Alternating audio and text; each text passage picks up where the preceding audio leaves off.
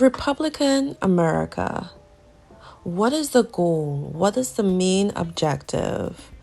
I'm going to answer that question today, compiling some things that I've gathered over the years, some information just through the news, just through the media. I'm going to take a look. But I also want to do this fun thing where I'm comparing this specific country called Singapore to the Republican America, only because I find that there is some comparisons in there, and I just want to flush out some of those ideas. Let's begin.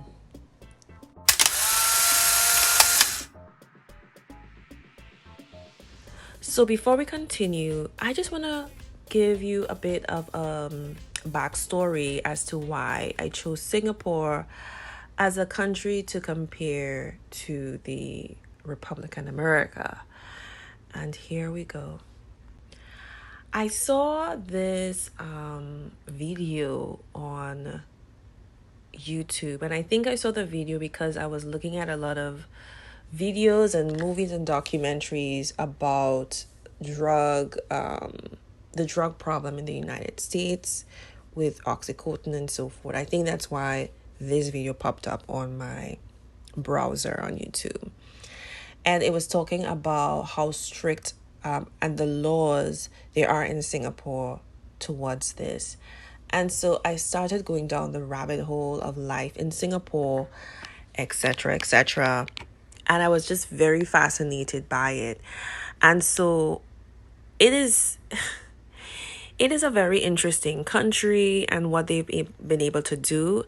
And I just wanted to do more research into it. And then when I came up with this idea for the Republican America, I was just very shocked that the United States Republicans might be trying to turn America into a version of Singapore.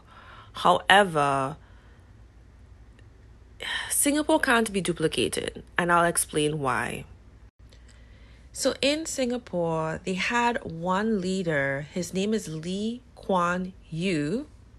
He was the prime minister from 1959 to 1990, roughly 31 years. And so his main objective was to get Singapore out of poverty. It seemed like he stood on a few things: no corruption, be kind, and follow a universal moral ethics. And so that was where it possibly all began. You know, Singapore is known for like these dumb, stupid laws, or you can't chew gum, you can't do these things. But for him, he pinpointed things that really can change the fabric of the country. You know, gum causes filth on the streets. So he didn't want any of that. Spitting is also illegal. Spitting in public is illegal. Also, not flushing a public bathroom is illegal. So for him, urinating in public is illegal. So anything that can really be considered inconsiderate, I would say for the urinating, it also deals with this, has causes like smelling problems. Like these are things that he targeted to really deal with how do I say it? To be considerate of everyone and what they are going through that day. People don't want to see these things or smell these things. And so the population saw the changes, they saw the growth. And another thing that they're well known for is diversity, how they decided to deal with multi-ethnic, multiracial, quote unquote racial community and countries. So they dealt with it different than places like the United States and South Africa. So in all, they've achieved some things that a lot of major nations haven't been able to achieve. And he did it consistently because there was no terms in Singapore at the time. People loved him. They kept electing him. people, well, leaders of different nations started to call him a dictator, which he was not, because he moved on eventually and he went into different sectors of the cabinet. And he was a non-corruptible leader. So I think in all, seeing where Singapore is today, he achieved his goal. And so what is Singapore known for today? Singapore is known for being one of the safest countries in Asia, a country that has no resources. They have a really high GDP per capita.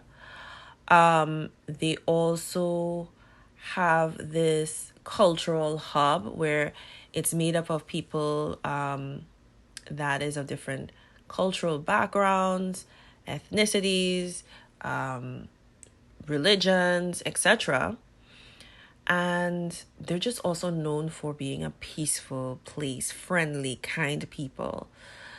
It's also known for being very expensive to live. So the cost of living is quite high. And that is what we're going to base our comparisons on. And so let's get into it. Sorry for the long intro, but I definitely had to get people's mind wrapped up in Singapore and what it is, how this place runs in the country. So the first things first that I want to look at, what does the Republican America talk about a lot? What are the rules and laws that they push and the ideas behind their mindset? Because I do listen to people that are conservative, that have things to say. And so that's how I came up with all of these different categories and so forth. So today we're going to look at 15 of them. They're going to be kind of long. I will see how long this video goes. I'm not sure, but it's going to be interesting. So the first thing first, we definitely know Republicans/conservatives want to outlaw abortions. They just want to get rid of the thing and be like, done. But here's the kicker. In Singapore, abortions are completely legal. You can get an abortion on request. So if you go into a clinic today and you ask for an abortion, you can get it the same day. They're very efficient. That's another thing Singapore is good at. They're very, very efficient. So if you ask for a service, you get your service plus more. It's just a diligence about the place and discipline about the place that you may not see in America. Now, is the United States efficient? Yes, it can be efficient, but there's a lot of bureaucracy that sometimes get in the way to slow things down. So that's something that definitely they don't have in common. And perhaps if that is something that allowed Singapore to become as great as it is, should Republican Americans implement these laws? Something to think about, Republicans, something to think about. So number 2, Republican Americans want all women to be wives, preferably in their 20s to 30s, so they can have as many children as possible, right? Currently, the birth rate in the United States is 1.6 children per woman, and they just want people to be having a ton of children. Okay, now in Singapore, their birth rate is much lower. It's a little lower. It's 1.10, and they don't really care too much, because this is why they don't care. In Singapore, because of the culture, because of the peace in the country, you're not having issues like the United States does. It attracts so many people that are like at the height of their career. So people that are the best of everything, they're very attracted to Singapore because of the culture that's there. You know, that's why it's so expensive to live there, because the type of people migrating there are not, laborers, because again, we see the laws. You can't be lackadaisical in Singapore. You have to be always on your P's and Q's. You can't be just doing any kind of things. You're gonna go to jail. You're definitely gonna go to jail. And so while I said earlier that, Singapore can't be duplicated, this is part of the reason why I say this is because, Republican Americans love to talk about freedom, this freedom that they so definitely push, personal freedom. And that is like something that is the hallmarks of the United States, according to them. And in my opinion, it comes from the rebellious past of the United States. The United States was not built on a nice, smooth transition. It was a rebellious country from the jump. So if you have a rebellious incarnation, you started off on that foot, the genetic makeups of those people come forward today will definitely not fall for anything. They definitely would ask questions and push back on almost practically everything. If you're liking the video thus far, please do like. And if you want to continue hearing more stuff like this, do subscribe. And don't forget to click the post notification bell so you can get new videos when they do come. I'm trying to grow this community of people that ask questions, think about things, do research, etc. So let's get back into it.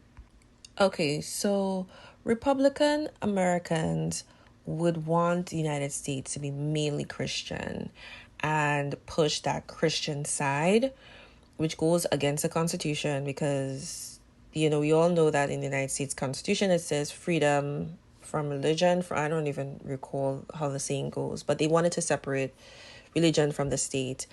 And that's something that Singapore made very clear as well. They do not want religion anywhere near their state and government. So they tout heavily in Singapore religious freedom.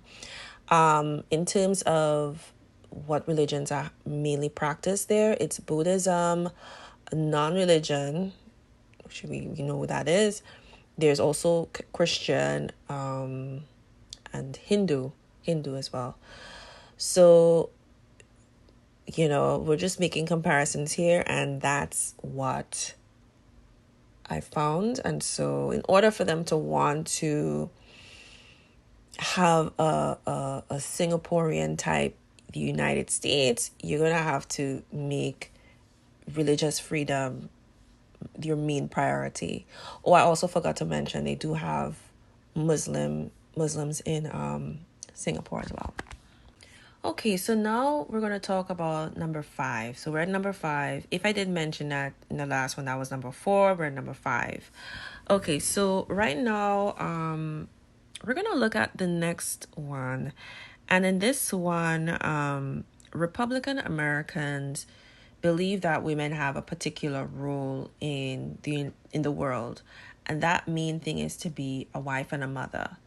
That is her main role. However, if she is very talented in specific career paths, they will give a pass. So if she is really good in media, Congress, any kind of government, positions that furthers their cause, she can do that as much as possible. She can put her in that position, right?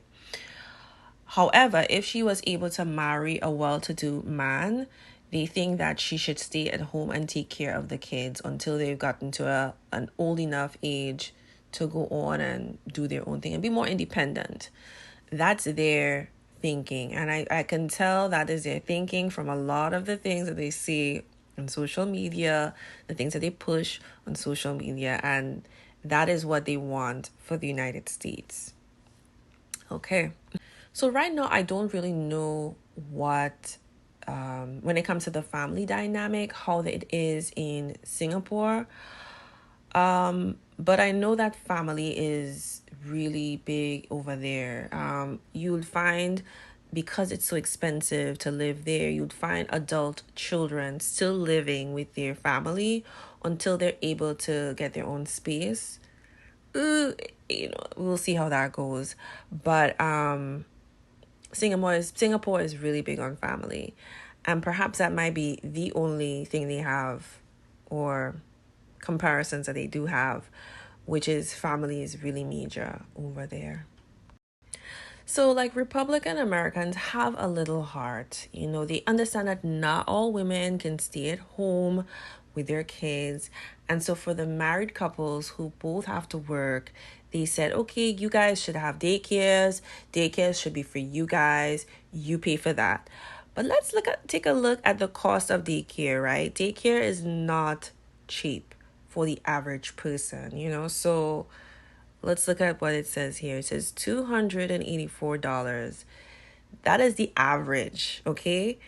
So think of it this way. If you live in a big city or a thriving area, that price can possibly double. And if you're poor and you have to work within the area, if that price is doubling, think of like $500 for daycare weekly as a poor person, or a person that's lower income, or just middle class. It's going to be hard to afford it. So they're like, yeah, let's give the daycares to those people. And some would say, well, why? Maybe the government could subsidize. No. Republicans do not believe in subsidizing anything, okay? You have to pay for it with your own money, point blank, period. So no subsidizing. When it comes to daycare for Singapore, I am not versed on that knowledge, so I'm not going to even go into it. It could be way more complicated than I would think, but over time, I would look into other videos that talk about family dynamic in Singapore, and we can do more of a comparison there. Okay, so now we're at 7. And so Republican Americans, they do not want their children to learn about the outside world, the ills of the outside world in a structural institution of school. Even though the adults in the school might be very knowledgeable of these things and they know how to explain to the kids about these things, and they probably wouldn't have that parental fear in their hearts because they've trained to teach kids these things. No. They want the parents to do this for themselves. They want them to be the ones to do that. And so they've put in place all of these things, these mechanisms, like the books being banned. And they want their kids to learn about all these things online, through other kids, similar experiences maybe that they've had in the past, where you learn it on the street, basically. So they don't want their kids to learn about the world in school. They want them to learn about it outside in the streets, where all kinds of lies can be put out there. I know it makes a lot of sense, right? Parents telling their kids about the birds and the bees and all the things of the world. Like, yeah, parents definitely do this. This is something that they definitely do. All right. Yeah. Let's move on to the next one. Let's go to number 8. And so number 8 is backed by science. Typically, men, their testosterone level reduces once they do have children. And I'm guessing the hope for Republicans is if men focus on family, building families from very young, it will allow their testosterone level to be reduced. And therefore, they will not be interested in the P word, the PORN word. They wouldn't be interested in that. In fact, they would use probably the gym, maybe hunting, to get all of that like crazy, wild, built up energy out of their system. Yeah, I think that's their hope in their head. So number 9 is very similar to number 8. Is they want to outlaw the P word, the PORN word. They want to just completely ignore it and outlaw it and get rid of it. That might be something they have in relation to Singapore, because in Singapore it is actually illegal. P word is illegal in Singapore. You can't bring it in, but can you watch it in the country? They said yes. However, they blocked several sites and stuff like that. So 11 is definitely, it makes absolutely no sense, but it definitely is something that Republican Americans feel in their hearts of hearts, and their laws definitely push this narrative. And I'm not making this stuff up. This is stuff that, in my opinion, I feel like this is how they feel about these people. So when it comes to people that are poor or in poverty, like, there's a lot of people that seem on the outside that they have it together, but they're actually not really making ends meet. They're still struggling. So a lot of Americans are like middle class, they have things, but when you look at their savings, it's zero. Any emergency that happens will completely knock them out financially. So a lot of Americans are in that position. Would you call that poor? Maybe not. You might call it middle class. But I guess it's based on how many things, what the things you have, the value of the things you have, I guess you would say. But anyway, let's get into number 11. This is what it says. If you are poor, you are expected to stay healthy. You cannot get sick, even though cancers come through stressful environments, right? And the reason why I say this is because healthcare is very expensive in the United States. And how do you have healthcare that is super expensive and a person is poor? How would they be able to afford this if they get ill? If they get ill, they can't work, so they lose pay, or they possibly their job. So in all essence, if healthcare is so expensive, some people say, well, they can pay it in payments and stuff like that. If they're paying it in payments, you spend 2 months in the hospital and your bill is 20 something thousand. How are you going to save now? So the whole idea of saving, how is that going to happen? But let's keep going down the list. They need to have a strong immune system for all the toxic waste getting into the food and water from the new factories they work at. So why I mention this is because Republicans have this idea that in order for there to be job opportunities, these companies like factories need to be able to open up their factories pretty quickly, less regulations on these factories, opening these factories, all these tests that you're supposed to do to make sure that the soil quality is good. How are they going to do different things like runoffs if they need to, like all these different due diligence that are put in place to just keep the environment around the factory safe from any kind of toxic waste is done for a reason. But Republicans think, no, that takes too long. We need to get these jobs in these neighborhoods, these communities. There's too much bureaucracy. Okay, nothing is wrong with like being more efficient. That is something that Singapore is very good at. Like, you can get things done in a quick manner, right? So maybe they can be more efficient, but you have to do these tests. And that is something that I've noticed with Republicans. But here's a kicker.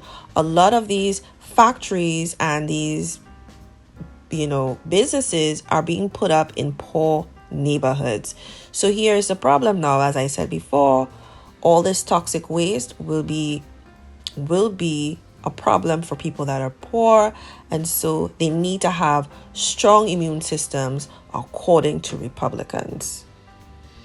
Another thing too, you are expected to have families, and you have to use charity to give your children any extra things they need, like toys.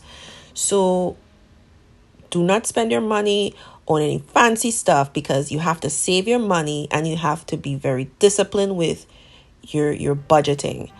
I understand that. Like, if an individual says, you know what, I'm going to still have my family, but I'm going to be very creative with how I give them the things that they need. I know they're going to be, I'm going to train them from very young to not want all these flashy things until I can get my family out of poverty. So you save up and you be frugal. Now, there's people that are they're very frugal, and they're able to get the things that they need because they're able to move up the ladder. So if an individual wants to do that, that's perfectly fine. But the Republican Americans, they think all people that are poor should be like this. So more about the poor in the Republican Americans' mindset.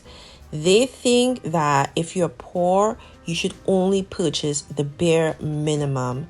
The economy of purchasing power is for the upper middle class. They think if you're poor, you should not spend money on anything that is nice, anything that can uplift your mood, give you motivation to keep going. They don't believe in that. If you're poor, you have to live poor, look poor, and everything poor. Okay, so that is their mindset. That is their mindset. Because as I said before, if you can't afford, like, the minimum wage of the United States, anyone living on the minimum wage, there's practically no state where you can buy, not just buy, but you can rent property. There's no state you can rent property living off of a minimum wage. So they're perfectly fine with this.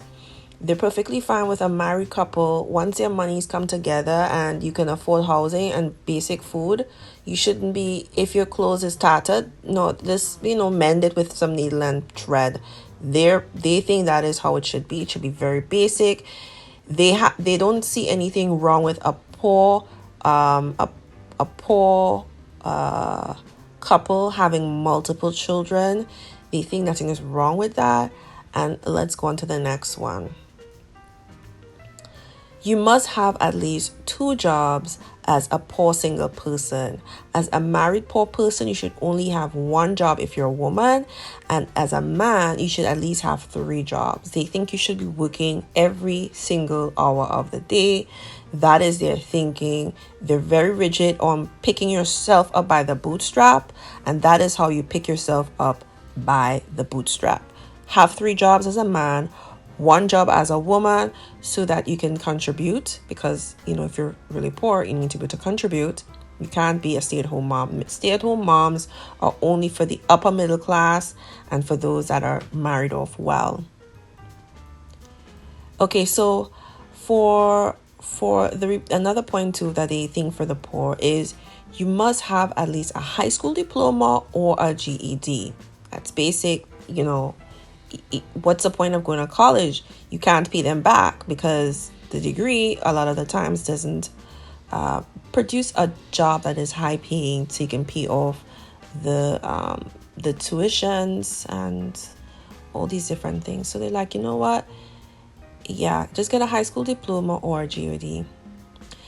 And another thing too is that even though you are struggling academically, and from what I understand, many people who only have a high school diploma or GED, they're typically not academically inclined, and so their chances of getting into plumbing school, becoming an electrician, blacksmith, is not a very high possibility if you're already not a person that is educationally inclined. However, Republican Americans think that you would definitely get into these trades, and you would take at least 10 years to complete, because again, they think that's the way to level up. Some people, if you are academically inclined and you're like, you know what, I choose not to go to university, I want to be a plumber, electrician, go right ahead. I see nothing wrong with that. But they're talking about the people who already don't have the motivation to go to school. If you don't have the motivation to even complete school, okay, what makes you think this person would go on to become a plumber or electrician? Okay, let's move on. And the last point about the poor that the Republican American believes in.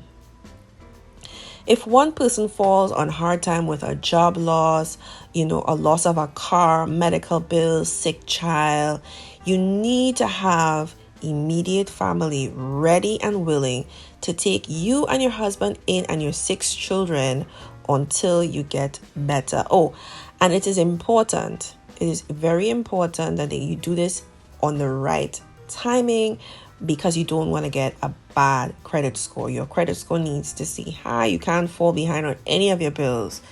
So you have to have a family member that is willing to do this for you at the jump of a hat.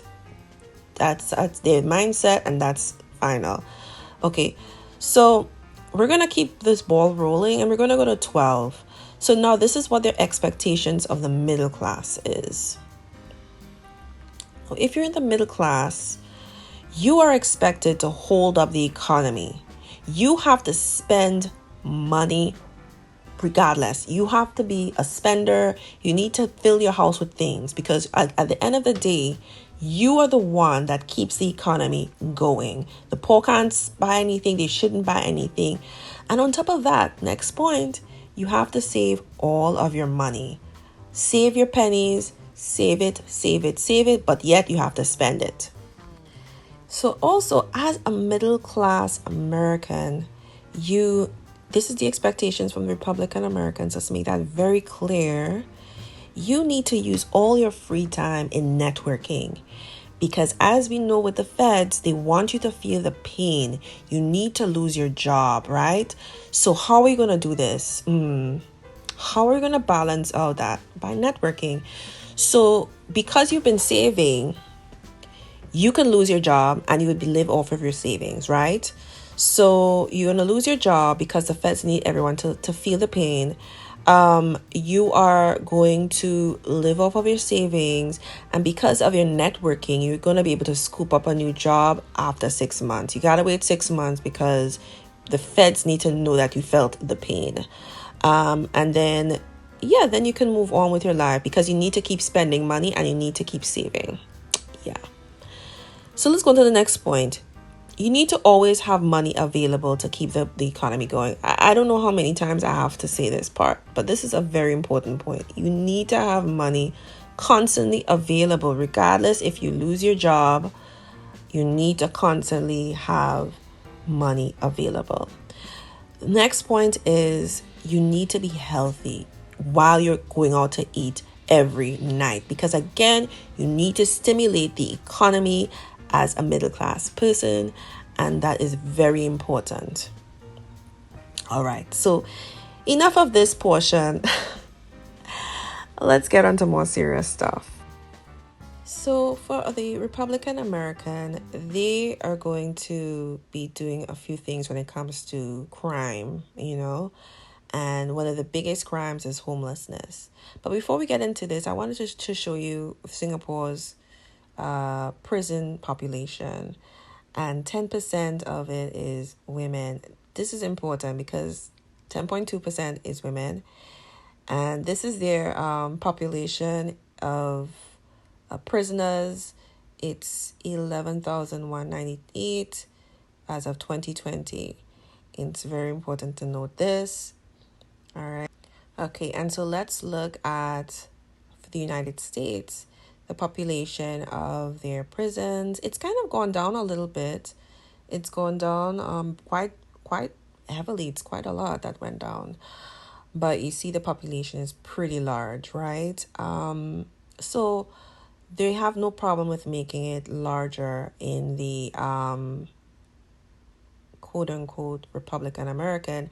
I actually was looking up to see what Republicans think about homelessness, and there was a video that came out not too long ago from the past president, Mr. T guy. He did a video on homelessness, and he thinks all people that are homeless are on substance abuse, mentally ill. That's what he thinks, and he thinks you should give them treatment, which I don't mind. Give them treatment, but the alternative, if you don't take the treatment, is jail time. Now, and he also mentioned veterans. Like he spoke of veterans will help them or give them housing and whatnot. But that is not the vast majority of people that are in homeless shelters. People who are homeless, they're homeless for different reasons. Mental is not the only reason why people are homeless. And so what are you going to do with these people? Yeah, what are they going to do? So in Singapore, there was their main mission to have housing for everyone. Everyone is housed in Singapore. There is no such thing as homelessness in Singapore. Mark my words, not a single thing like that. They also help subsidize housing for people so they can afford to be housed. So, would the Republican Americans do that? I don't think so. So, you know, your chances of being in a prison or a jail or whatever, if you're homeless, is pretty high under Republican Americans. And this is where, as I said, Singapore can't be duplicated. And so here in this stat, it shows that 10.2% of the prison population are women in the United States. It's the same as Singapore. But of course, you know, the numbers are different. You know, it's more women because it's a larger population. So yeah, and it's very interesting to find out what is the main crime that is that women do, and it's drug related, so drug trafficking. And so we know what the penalty for drug trafficking in Singapore, depending on the quantity, it is a death sentence. So that is very interesting too as well. So definitely under a Republican America, point 14 is they would definitely want bigger prisons to house the homeless. And finally, and so in this last portion, which is number 15, I'm going to just break down 2 points for how the Republican American sees the poor, boomers, or elderly in the country. So, because you've had a lot of children, there must be one of your children that are upper middle class, and you are expected to live with them and have your social security to help you. Well, sorry, there's not going to be any social security anymore. You're going to have to find another way to get the basics that you need through charity. They love charities in the Republican American side. They love charities, and they think that the rich will give on their own merit to the people that are less fortunate. So the charities will deal with your basics. Social security will not exist. So that is how they will view and help, and that's how they think about the elderly that are in a poor situation. Or if that's not an option, you will have to be homeless. And we know what they do with the homeless. They're gonna put homeless people in prison, and that's if you see you don't get along with your children, or yeah, that's what they're gonna do. And so this wraps up my Republican American video. I know it was quite lengthy. I couldn't see myself breaking this up in two because you have to see it all in one piece. So just consider this a podcast listen, and I hope you enjoyed. And so I will see you in the next video. Take care and have a good one. Bye.